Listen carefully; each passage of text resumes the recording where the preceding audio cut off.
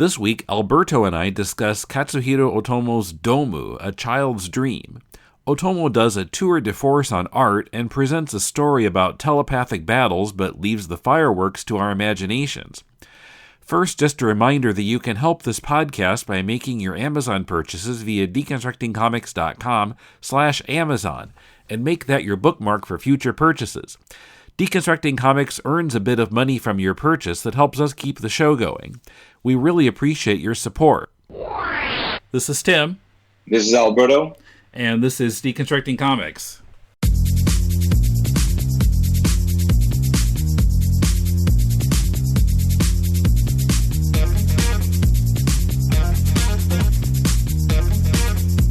Welcome to Deconstructing Comics. This is Tim in Tokyo with Alberto in the San Francisco Bay Area. How are you doing? Pretty good. Yeah, people might not remember, but Alberto was on the podcast way back in 2010. We talked about Terry Moore's Echo. Can't believe it was that long ago. I know. Time just flew. It's amazing. And Alberto is one of our patrons at the $10 level, which entitles him to come on the show and discuss a book with me. And he chose, tell us. Domu by Katsuhiro Otomo, which, then we'll get more into the podcast, but it was basically a precursor to Akira, his masterpiece. So, yeah, and somehow we've never done Akira on the podcast, which is kind of amazing because I know how much of an influence it was on Mulele. I'm not sure why we never got to it. I'm going to have to talk to him about it now because having read this, my appetite is whetted to finally get into Akira. I've never read it. You've never read Akira? No, I've never read it. I'm not quite sure why I didn't, but yeah, now that I've read this, I'm like, okay, I have to read Akira too. So yeah, this came out originally in Japanese in 1980 and 81, and came out in English in the 90s from Dark Horse, and the last time that they did a reissue in 2001, and since then, bafflingly, it's been out of print in English. I'm not sure what the holdup is. Yeah, I'm not sure either. It was...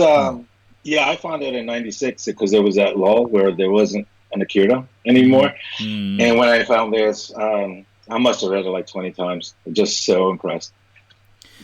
Yeah, well, it stands up to repeat viewings or readings because Otomo kind of leaves a lot to interpretation in this. And, he kind of shows you what happens, in a way that makes it, even though there is,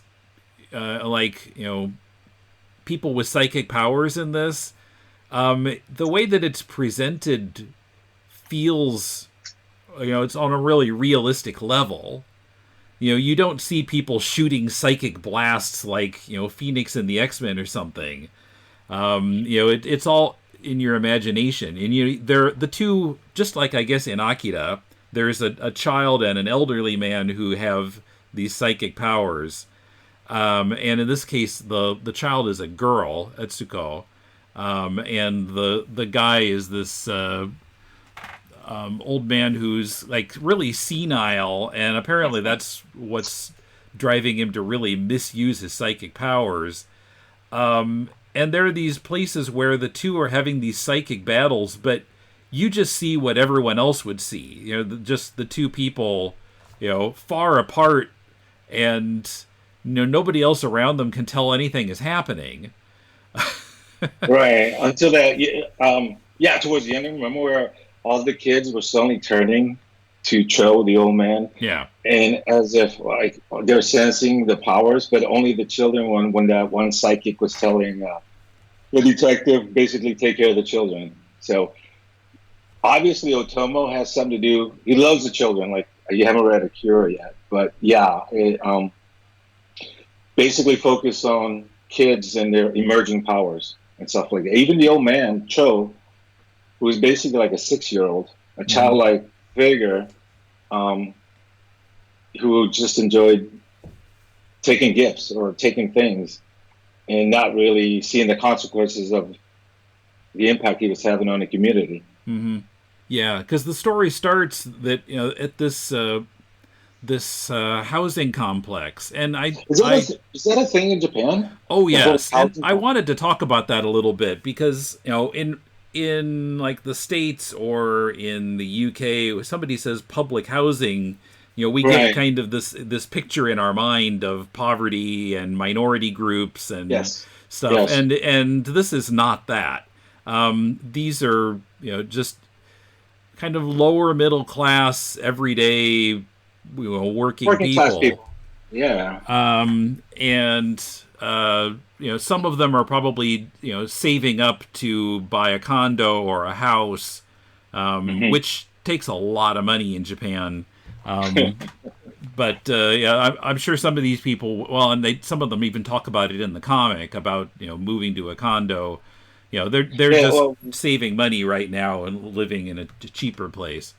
One was talking about filling out an exam or taking the exam to move up. Mm-hmm. Is that a thing?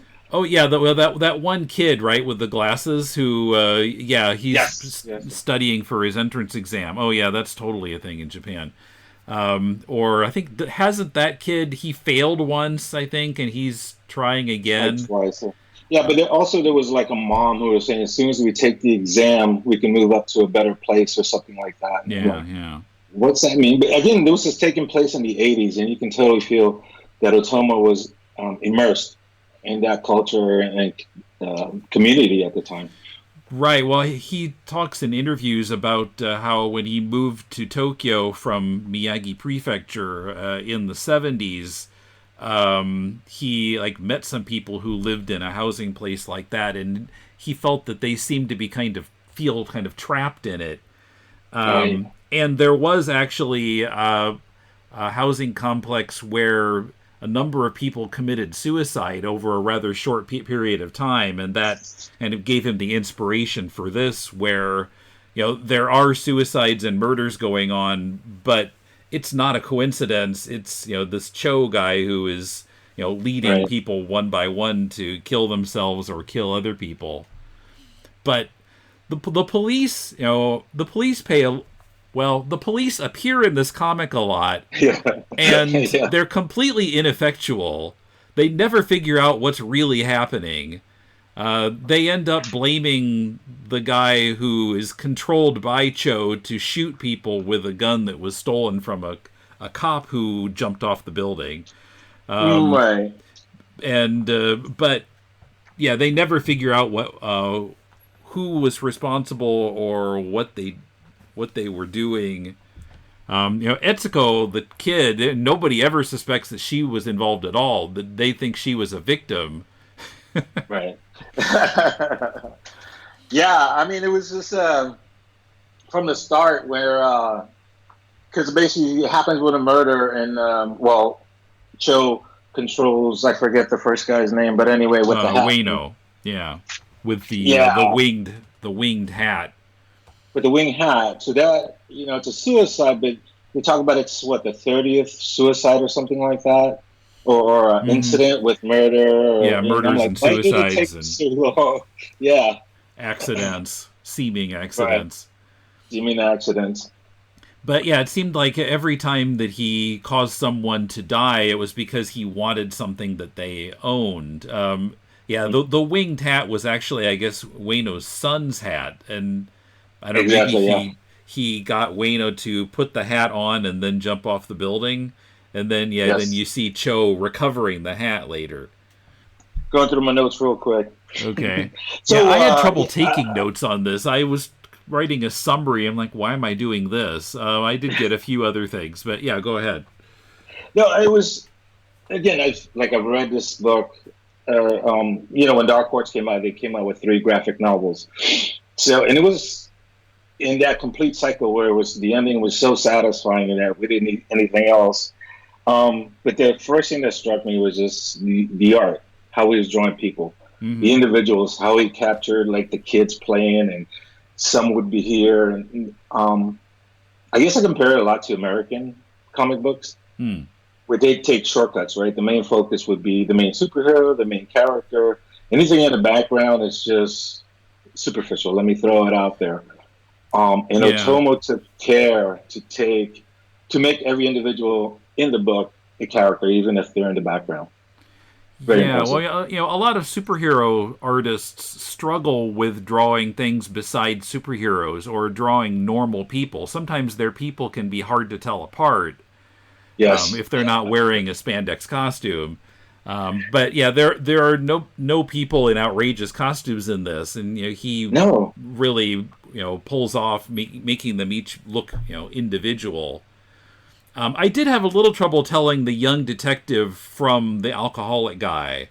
They looked a little similar to me, but otherwise, yeah, they're all really distinct. Yeah, I mean, if the suit was the big difference right there, But even the the mannerism he would pour into his characters. The detective would walk like a detective, and the alcoholic guy his stature would be alcoholic. It's just so impressive how he can get even. And this is what I love mostly about it. It's that he's drawing Japanese people. Mm-hmm. A lot of manga or anime, there could be anything. They can be Europeans. It's just almost fictional in a way. Well, yeah, a lot of manga people look like they're from another planet, maybe. Another planet, another world, fantasy.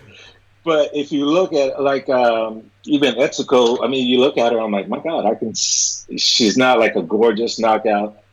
She's just a regular girl. Mm-hmm. And it just blows me away.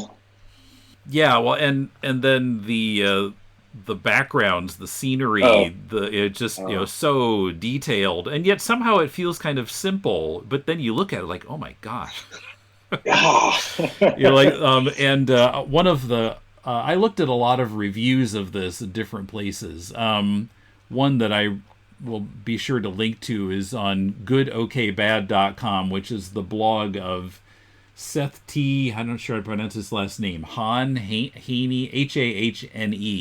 And he highlights some of those, elaborately drawn panels, like the room of the boy who is studying for his exam. And he's got all the model airplanes in there, and an 80s stereo system, and it's just so detailed and looks really lived in.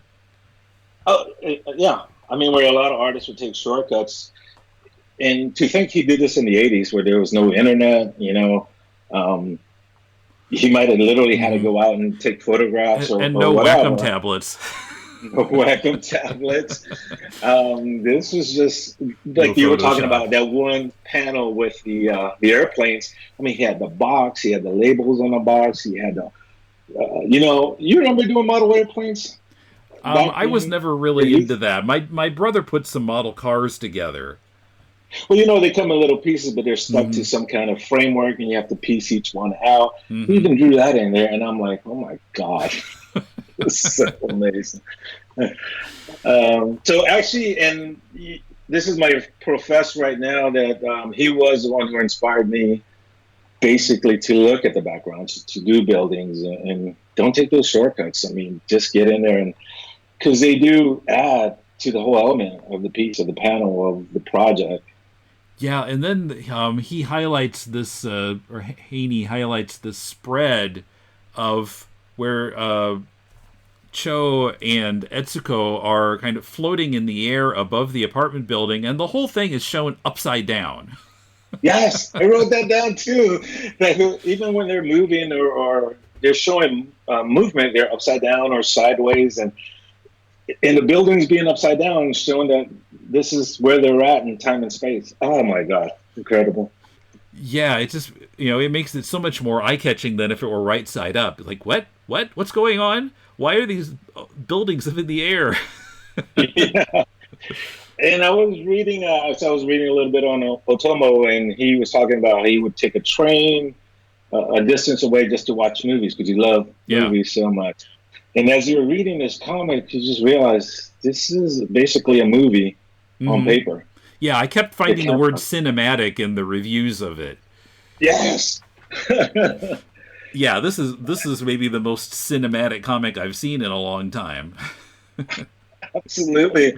Like I'm looking at this and going, why hasn't this been turned into a movie yet? I mean, every camera angle is there. Every like when Etsuko's in the elevator and he does this up camera shot, and I'm like, it's so simple, but it captures the whole cinematic moment. Yeah, well, When 3 years ago, Otomo said that there was a movie in the works. I don't know how far it got, but yeah, I don't think it ever came out. yeah, deserves to be a cinematic. Yeah. But done right, because I've seen a couple of anime turn live, not so good. Yeah. Was there an anime of this? No. No, Not that I know. not even an anime, huh? Mm-mm. That winged hat. I kept wondering if it was symbolic of something. I don't know, that he was like that he was flying off the roof, or I don't know. It seemed like kind of an odd object to have in the story. It was, I guess. Yeah, I don't know. I don't know what it meant symbolically. But it was obviously something important because even towards the end, that was Cho's one thing that he wanted to recover from his apartment. And if you look at all the collections he had of different, I mean, all the detail Otomo did of all the collections, and wondering, where did he get all this stuff? I mean, obviously it wasn't from a lot of dead people, but he was definitely collecting. And, when he chose to kill, was it for a specific reason? It's like when the inspectors were getting too close to who it might be and stuff like that. Right, yeah, that seemed intentional. Like, oh, I gotta get rid of these guys. They're gonna find me. But right. Other than that, it seemed kind of random. Yes.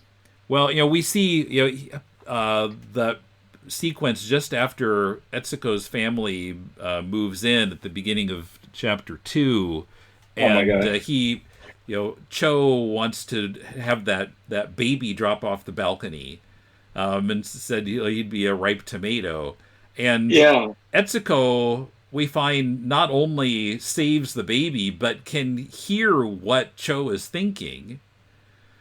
Exactly. But yeah, I mean, his motive there just seems to be, oh, this is fun. It'll make a nice splat. Exactly. Which is kind of weird, right? Because you're picking up at the point where maybe Cho is just going on a train wreck ride. Because obviously for the last 3 years, there's only been 30 incidents that they can record or they know of. And then suddenly, and while you're reading the comic, Otomo, like, specifically takes his time to reveal, to tell you what's coming up. Like, had you no idea about this comic and went in blindly, right? You didn't know. Old Man Cho would have been what's going on. And then to find out immediately, without any, like, build-up, that Etsuko is a psychic right off the bat. As soon as she right. It's just kind of, oh, this is happening. There's kind of, like, waiting to see, like, he could have just revealed her and then, like, chapters later revealed that she was psychic. But no, it's just first scene that she's in. Exactly. Almost as if we as the audience would see in the real world, right? Also, it's also matter of fact. Just like, this is how it is. But like I said, it's all from the view of the average person. The psychic stuff is all left in the psychic world, and we don't see it. Mm-hmm. And it doesn't need explanation. You just know it's there, and it's going to happen. So you don't need the explanation. Like, we know how telekinesis works, but there's also teleportation in this, phasing. And that's also done in kind of this subtle way where the thing just disappears. Or like with that baby, I was looking at that scene again. It's like, so the baby is on the floor of the balcony, and then in the next panel, he's on the washing machine. And there's no, like, movement lines or anything, or any, like, pop or anything. The baby looks a little surprised. There are a few little subtle surprise lines around the baby's head when he's on the washing machine. And then next he's on the railing of the balcony. And then he falls from there, but Etsuko saves him. But yeah, it's all done so subtly that I didn't even catch it the first time. I thought, why did the mother put the baby on the balcony railing? And that was a subtle, impactful way. I mean, when suddenly the baby's flying, you're like, "Oh shit!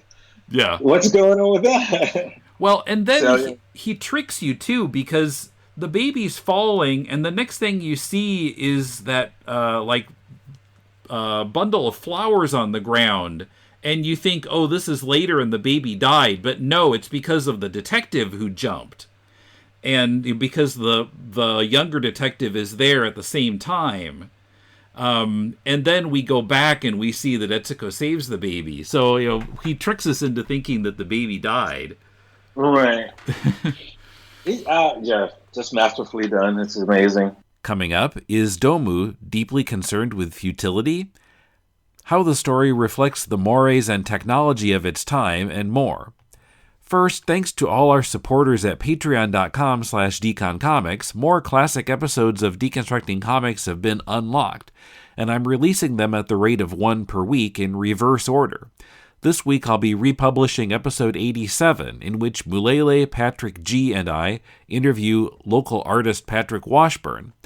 The classic episodes can be found on our Facebook and Twitter feeds by clicking on the earliest months listed on the left sidebar at deconstructingcomics.com or in publicly available posts on our Patreon page. Classic episodes have been unlocked back to episode 61, but we're now only $1 short of our next goal, which would unlock episodes 46 to 60. Check out all our goals and help us reach them at patreon.com/deconcomics. When you watched Batman as a kid, you enjoyed the colorful heroes and villains, the text sound effects on the screen, the thrill of watching a heroic crime fighter escaping from death traps and taking down bad guys. But the show was devised to interest adults, too. What did you miss as a kid? Sexual innuendo. The penguin's too small for me. Closeted gay characters. I like that cape, Batman. Freudian death traps. Has the giant clam really swallowed Robin? Police incompetence. Bruce Wayne is a millionaire playboy. Hardly a secret identity for Batman. Whether you're a kid or an adult, there's something to like about our favorite Caped Crusader. Tim and Paul dig for the deeper meanings under the Batmania every other Thursday. What's the podcast's name? To the Batpoles. To the Batpoles. To the Batpoles. On AnnieGamers.com, a guy named Evan Krell suggests that because the cops are so ineffectual, it might have been better not to even have the cops. He says, the investigation angle is played throughout, but ultimately adds little to the narrative. It is intended as a way to explore the mystery of the unexplained deaths, helping the audience piece together facts over time, but it would have been more effective if the audience weren't already aware of the culprit's identity. Furthermore, the activities that prompt the climactic confusion and eventual resolution are entirely independent of the investigators. Etsuko recognizes Old Cho's powers without any prompting from the investigation, as she just happens to notice his silent manipulations while playing in the park one day. It would have been more sensible to focus on developing Etsuko and exploring the mind of Cho, downplaying the investigative element. I don't know, what do you think? I kind of disagree on that. I mean, I really enjoyed the whole detective aspect of it. Again, ineffectual, but they're an element, right, in everyday life. Mm-hmm. When something happens, there's always circles, little cyclones just moving all over the place. Some you'll notice, some you don't even know, what's going on with them. And to see the outside, and that's what I love about Otomo, right? He's just taken every element that's an aspect of what's going on. We don't need to know about Etsuko. I mean, we already know what we need to know, right? She's a child and she has psychic powers. Do we need to know what her teacher's like, or her school? I mean, her parents. And I love the part where her parents sent her out to get some cigarettes, right? And I'm thinking, oh my God, that was me in the 70s when my mom used to send me out. Nowadays, that would not play out. So a whole different world. And of course, the cops would be involved, right, in some form or another, especially when one of their own takes their lives. Now they become more agitated. And if you take them out, again, you're focusing on Etsuko and Cho, and I love that little part, the little mysteries that we don't know about him. Well, it is kind of another case of Otomo tricking us, because he's got the cops and following the investigation, but there's no scene where they say, aha, that's what's going on. They never figure it out. Right, exactly. I mean, towards the end, one of the inspectors, I forget his name, but he was so close suspecting Cho, but still he would never get his finger on it, only because he left that one piece of ring in the room, right? And that was the only thing that can tie to anybody. But even the cops themselves seem, in a weird way, when especially the one who lost his gun, like they didn't want to be there, right? This is like, why are we here? I don't want to be here. This is creepy. And all of a sudden, they become involved and they even want to get the fuck out of there. And actually, one of the cops loses his life. Now, again, if they wanted to leave, in a way, they're stuck there. They have to be there. At least follow it through somehow. And it was one of those paths where you might not be going anywhere, but at the end, you saw from their perspective. This is what the cops were looking at. Just like us, we're looking at the book, and we're looking at a different way. Each one of us. Except we got the. It's really like we're just kind of there observing it. Right. Well, the other writer, whose name I can't pronounce, I'm going to settle with Hanhe for now. Apologies if it's wrong. But what he points out is the story is deeply concerned with futility, which was an interesting observation, I thought. Certainly on the part of the cops, because they can't figure it out. And maybe, he says really the only one whose efforts are not futile is Etsuko, I guess. Well, she's already on it. She knows what's going on. Have you watched Mindhunters on Netflix? And I know you don't watch much, but Mindhunters. Mindhunters. Okay. It's in the 70s. It's about serial killer profiling by the FBI. Mm-hmm. Okay. So as I'm watching these cops and I'm watching Mindhunter, and I'm thinking, cops in the 70s and early 80s compared to the technology we have now, we're literally like these guys, just walking around in circles. Unless there was something physical evidence, they had nothing to go on, right? DNA was, and so there are no security cameras in this, because that wasn't the thing. Exactly. I mean, it even shows in the show Manhunter where one FBI agent is so intent on this one guy being the criminal, while the other guy says he doesn't fit the profile. He's just not right. And you just see how many man hours they waste because they're going by old standards, the way things used to be. Yeah. And in fact, if you looked at Domu as a time capsule, they have beepers, for crying out loud. I'm like, beepers? Oh, yeah, that's the thing. I forgot about that.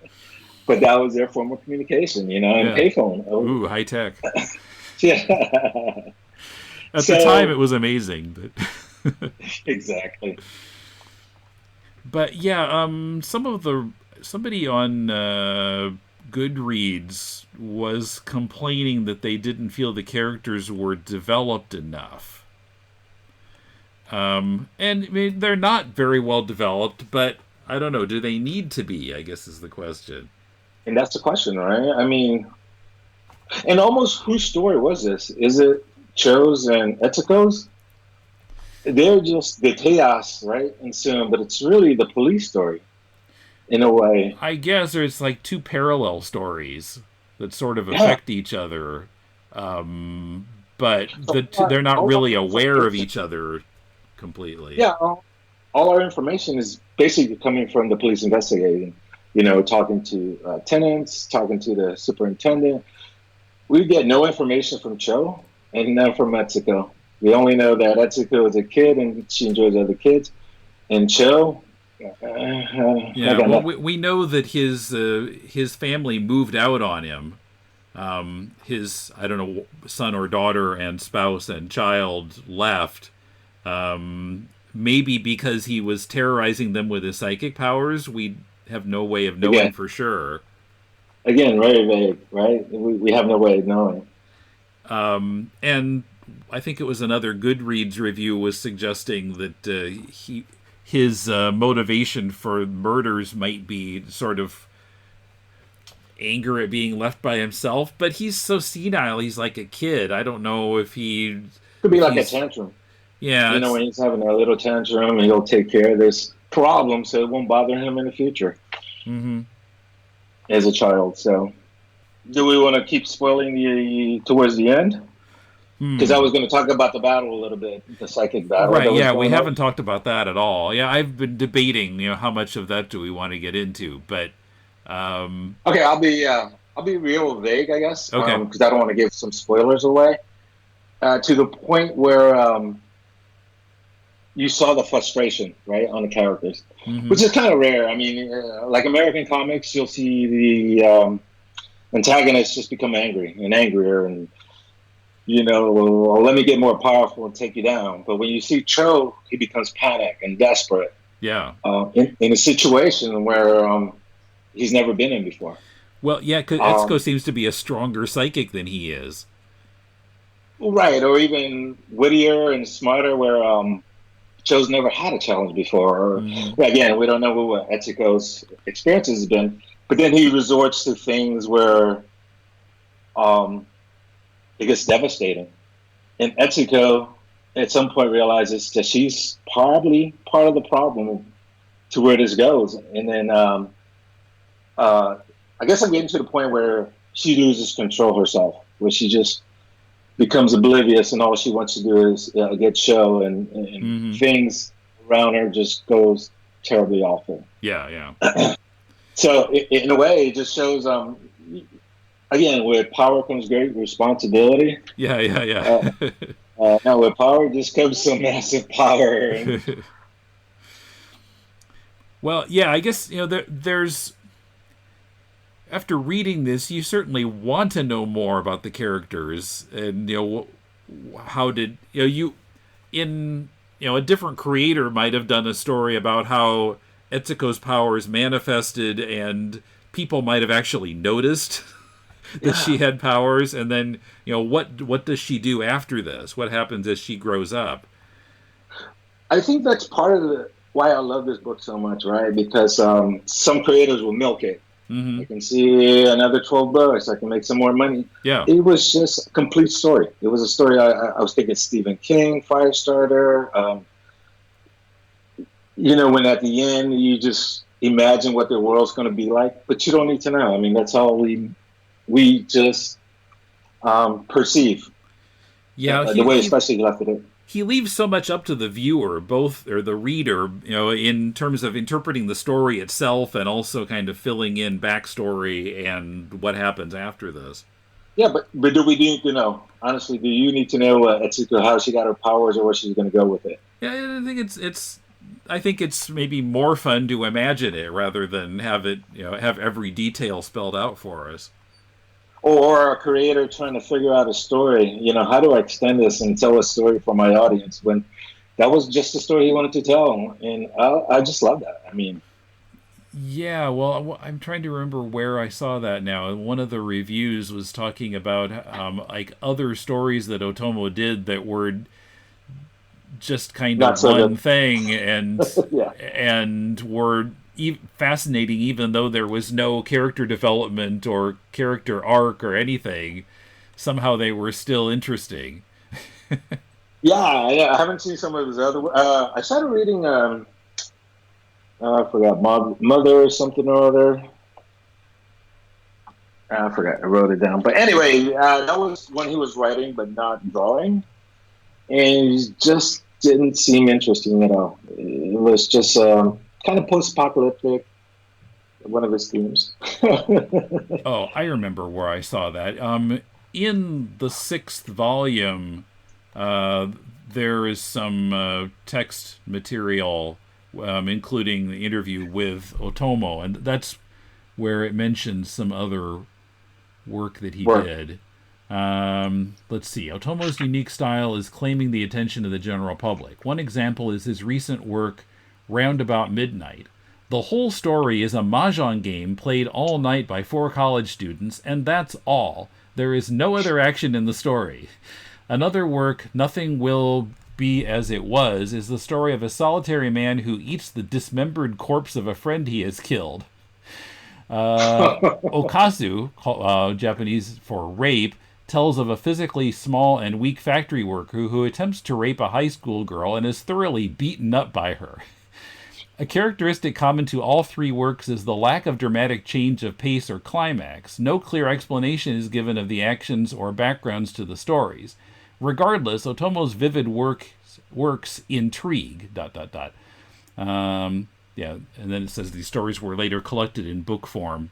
But yeah, so I'd be interested in reading some of that earlier stuff, I guess from the late 70s, early 80s. Same here. I mean, yeah, final note, I think on the book itself, it's the way he ends it. It's almost a quiet ending, but it's resolute. You get the resolution you need, and it's so kind of unassuming. You know, you expect the big cinematic. Yeah, explosions. I was surprised when I got to the last chapter, and the big battle was, or the at least the dramatic destruction of the chapter 5 was finished, and now we're 2 weeks later. Right, and then we're going through the cleanup process, or the police trying to understand what was going on, but no resolution yet until the final act, I guess. And it was quiet, but so impactful. I mean, I was like, I was on edge the first time I read this. Like, where's this going? Where's this going? And then, once I got started, I couldn't stop. Yeah. But I mean, the ending, that little edge of like, how's this going to end? Because you don't know. And total resolution. Yeah, so to get since it's been out of print for so long, you know, you get gouged for buying the whole book. The ones that you see online are over $100. I did see on Amazon, if you buy the 3 volumes that came out separately, you can get them for reasonable prices. But yeah, somebody needs to get on putting out a new edition of it in English. Yeah. Do you read Japanese? Yeah, to some extent. I can read some relatively easy manga without having to look up a bunch of words. Okay. Because I felt the translation itself felt good, felt natural. It wasn't too Americanized. You know what I mean? With American lingo or tones like that, it felt that I was getting the sense and the tone and the feelings of what he was trying to convey when the people were talking. So, but yeah, it's still the Japanese cultural elements are still all there in this. They didn't try to cover it up like they did in that Doraemon anime that I heard about in English, where they tried to change all the food and stuff into American stuff. Like, no. Don't do that. No. Again, another reason to buy this book is just that you're seeing the world through a Japanese culture world. I mean, I've never been to Japan. I spent a year in Korea, so I have a sense of the culture a little bit, and even little words that have come from Japan to Korea was pretty cool. I got to learn, like skoshi. I'm like, oh, that's Japanese, or tatsan. I'm like, so, but you don't get that often. Not a lot of manga. Well, yeah, since a lot of them are set in such unrealistic worlds, you don't really get Japan from them. Yes. So it was nice. It was like I was taken away and imported into Japan, and I can be a fly on the wall through this story. So yeah. So overall, what do you think of it? Oh yeah, I was, well, like I said, I was impressed enough that I want to read Akira now. I think you'll love it. I mean, that was, again, my inspiration to keep drawing and get better and be an artist. Was Otomo's work. And again, Domu, simple story. Not a whole lot of complication there. I mean, you can get through it. Enjoyable, and then go back and read it again because the details, or just look at the details that he just put in his work. It's amazing. Yeah. So, would you like to plug your comic? I am. I do a comic book called AntFarm. Actually, Tim and Malele critiqued it, and I am very happy that they didn't hate it and they liked the work. the artwork. We'll leave the other stuff. You can listen to the podcast. But actually, if you just go to my website, alberto311.com, there's a free PDF of the comic. You can download it, then go listen to the podcast and play along with Tim and Malele. There's another comic I did up there. It's a zombie comic that I did called Random Survivors Club. And it's a one issue, and it stars my kids with their friends in a zombie apocalypse, and some of the friends I didn't like. And some of the names have changed to protect the creator, me. But, those are the two works, and hopefully my next comic will be out in a month or so. So, AntFarm. All right, yeah. Great. Well, and by the time this comes out, that month will have passed, so people can just go out and look for it. Go to my website, yeah. And I should mention also that the other episode you were in was episode 252, November 9th, 2010. So if people want to listen to you and me talk about Terry Moore's Echo. I was so nervous on that podcast. That was my first podcast ever. Oh, yeah. Yeah. Have you appeared on any other shows? No, but I started podcasting on my own. Okay. I did about 20 episodes on like The Walking Dead season, and then I'm just restarting podcasting. For my Patreon listeners, I'm doing the one I just did was Orange is New Black. Okay. From Netflix. Just amazing. This last season was just so shockingly what's going on now in America that it hit home. So, little fact, I'm from Puerto Rico. Okay. And one of the characters was locked up in an ICE facility, and she says, but I'm Puerto Rican. I shouldn't be here. And the ICE officials were like, basically you're brown like everybody else, so we'll figure it out later. Well, I'm like, oh my God. So struck home a little bit. Yeah. Anyway, I'm starting trying to get my own podcast going. I'll leave the comics to you because it's kind of weird feeling as a creator the critique other comics, and I don't know. I like it. I enjoy it. So okay. Okay. All right. Well, maybe I'll be back on. Yeah. Thanks a lot for being on this time, and for pointing out this work to me that I wasn't aware of. This was really good. I haven't heard it anywhere on any podcast, and I thought you would enjoy it. Yeah, well, it's being out of print tends to do that. Yeah. They need to get it out again.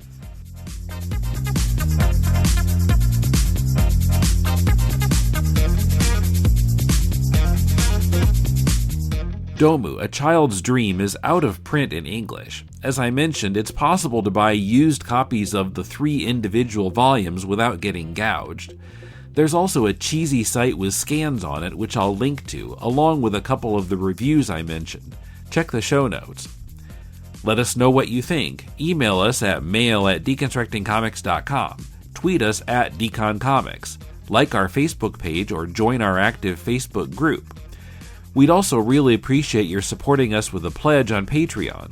Our tiers start at just $2 a month.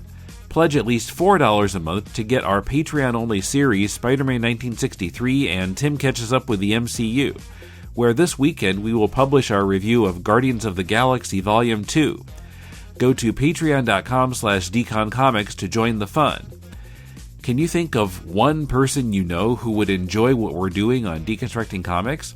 Send that person a text message right now and let them know about our show. Thanks. Our theme is from bensound.com. If you're looking for some constructive feedback on your comic, send it to us and Mulele and I will critique it on our spin-off podcast, Critiquing Comics. Send it to mail@deconstructingcomics.com. We'll read at least 30 pages of it and critique it on the show. Next week, we'll be discussing some comics from one of our favorites, Jorge Munoz. And in 2 weeks on Deconstructing Comics, Emmett interviews Philuna Doran, creator of The Trial of Roger Casement. Till then, this is Tim, and thanks for listening to Deconstructing Comics.